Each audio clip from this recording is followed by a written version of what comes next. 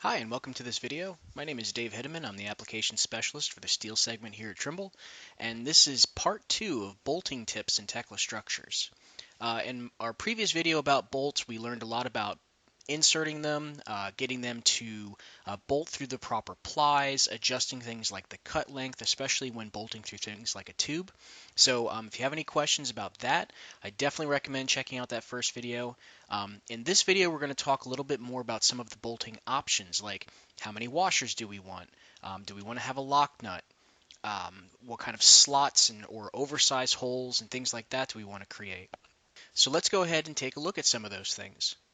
So first off, I've already got a bolt group created here.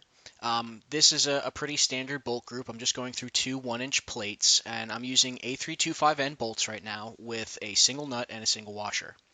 Um, so to talk about enabling or disabling different parts of the bolt, we have to look at the bolt properties dialog in this image down here in the lower right. First, we're going to talk about the group called Include in Bolt Assembly. So here you can see there's a checkbox for different options kind of pointing to the image. Right now, the only ones that are on are for the flat washers here and then a single nut. Now, there is a specific catalog that describes how an A325N bolt should be put together, and we can take a look at that in a moment. But what this is saying is that in that catalog, call out or include whatever type of washer is here, and then go ahead and include whatever type of nut is defined here. If we wanted to turn on additional features, like let's say we wanted to turn on a washer under the head, I could simply check that option, click modify, and now the bolt has both a washer under the head and a washer under the nut. Now an A325N bolt, for the next washer after the plies, this is actually defined as a bevel washer, something we would typically see for like a channel or something like that. So if I hit modify here, we do get a thicker washer that is supposed to represent a bevel washer, and that's what will show up in our bill of materials. We can also go ahead and check on the option for an additional nut or a lock nut, and as you can see, that adds that to the bolt. So by enabling or disabling these checkboxes, you can increase or decrease the number of parts that are making up this bolt. When it comes to the flat washers, right now we're getting a single. Tekla will determine for you how many flat washers are required, and that's based on how much thread is actually available in the bolt. Again, that's something that's defined in the bolt catalog, which we can take a look at in a moment. Next, to talk about slots. So a lot of times you have to create a bolting situation that has to be slotted. So that's the upper set of checkboxes. So what these are saying is that starting under the head of the bolt, which ply should get a slot or an oversized hole. So you can include a slot or an oversized hole in up to 5 plies. If you need to go over 5 plies, I'd recommend making a second bolt group that's just creating holes. But as you can see, when I check on one of those options, that enables the slot options down here. Now, to create a slot in Tekla, it helps to understand how a bolt hole is being defined. First, you have the bolt diameter, in this case 3/4 of an inch. You have a hole tolerance of 1/16 of an inch, which gives me 13/16 of a hole. Now, if I want to create a slotted or an oversized hole, they both work the same way. It's how much larger than the existing hole do we want to go. So for a typical short slot, I might put something like 3/16 here. That will give me 3/4 inch bolt plus a 16th tolerance, 13/16, plus an additional 3/16 to get to my 1-inch slot. And you can see that when I click that option, the slot does appear in that upper plate.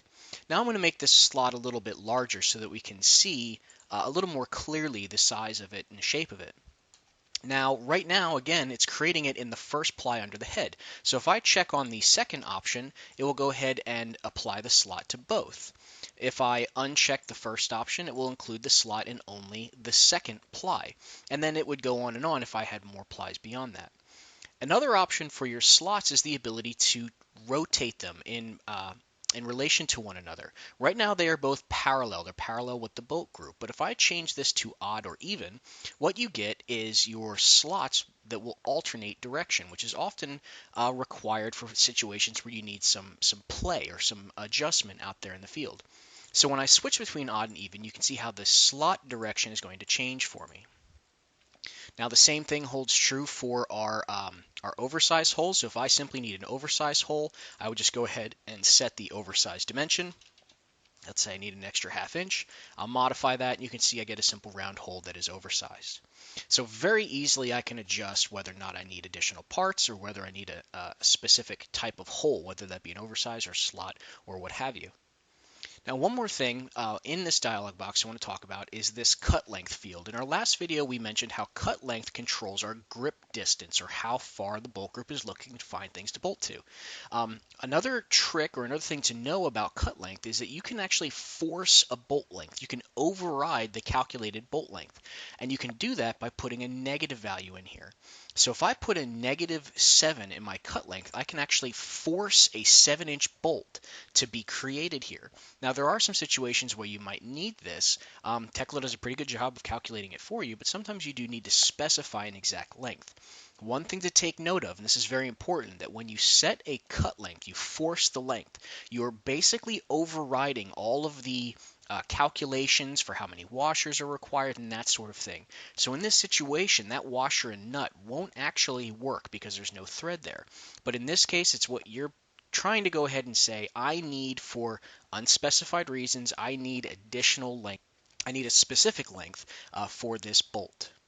Okay, so taking a small step backwards, and I don't want to spend too much time on it, but as far as how this bolt gets created, we talked about a flat washer under the head, bevel washer, flat washer, nut, and lock nut. That's for an A325N bolt. This comes back to our bolt catalog and bolt assembly catalog. So if I go to my catalogs here and I open up the bolt catalog, every single bolt, washer, nut, lock nut, screw, every single piece of hardware like that is defined here in the bolt catalog. So there are diameters defined, there are lengths defined, there are grades defined, and so on and so forth. Also, then we have the bolt assembly catalog. So if I open up the bolt assembly catalog, this is saying when I have, as an example, an A325N bolt.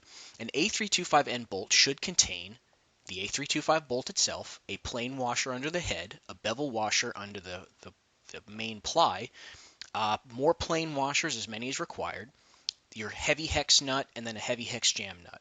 So that is how you define different types of bolts or screws or other types of hardware. You define the bolt, the washer types, the nut types. By the way, sometimes you need something like a screw.